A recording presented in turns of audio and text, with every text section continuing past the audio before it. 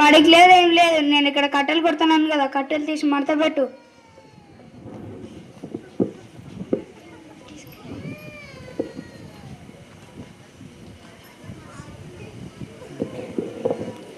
Post post post. ఓ నువ్వా? చాలా భయపడుతుంది. ఉత్తరం వచ్చింది. ఇందులో ఏముందో ఏమో, నాకు చదువు రాదయ్యే, ఏం రాదయ్యే. ఒరే నాయనా, ఇక్కడ వచ్చి ఉత్తరం చదువుతురారా? నన్ను బడి పంపిలేదు కానీ నీకు ఉత్తరం చదవాలి. ఉత్తరం చీపో. ఇందులో ఏముందో ఏమో, నాకు చదువు రాదయ్యే, ఏం రాదయ్యే. అక్కడి నుండి వ్యక్తి టిక్ టాక్ గా తయారై వస్తున్నాం. అయ్యా అయ్యా చదవయ్యా. ఇందులో ఏముందయ్యా? ఇందులో ఉత్తరం ఉందయ్యా, చదవయ్యా. నాకు ఎలాగా చదువు రాదు, ఎలాగాలో మేనేజ్ చేయాలా? ఏముందయ్యా అందులో? నువ్వే చదువు. నువ్వే చదివే. ఇందులో తెలుగు రాసింది. నేను చదివింది ఇంగ్లీష్ మీడియం, తెలుగు మీడియం కాదు. అబ్బో, చూస్తే టిక్ టాక్ గా ఉన్నారు కానీ తెలుగు రాదంట. అమ్మో, ఈ రంగయ్యకి దొరికిందంటే నా పని అయిపోయినట్టే. రే రిషి, చదువురా. నాకు చదువు రాదురా. చదువుతుంది, నువ్వు ఒకటో తరగతి రెండో తరగతిలో చదువురా. అరే చదువురా.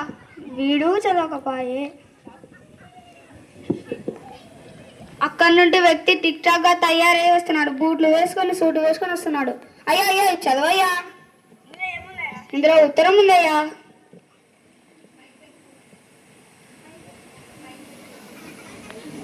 ఏముందయ్యా అందులో? నువ్వేదలే. ఏం ఆలోచిస్తున్నావయ్యా? ఎప్పుడో 15 ఏళ్ల కింద చదువుకున్న గుర్తు పెట్టుకోదా? కలవట్టుకో. ఏమైందయ్యా? అమ్మ, నాకు తెలిసిపోయింది. నీకు చదవని నాకు తెలిసిపోయింది. నా ఉత్తరం నాకు ఇచ్చేయి. అప్పుడేమో చదవమన్నా, ఇప్పుడేమో వద్దనయ్యేమో. పొద్దు అన్నట్టు ఎవరు చదువుతలేరు ఈ ఉత్తరాన్ని. ఎవరైనా సరే చూద్దాం. Post post post post sir ఇచ్చారు.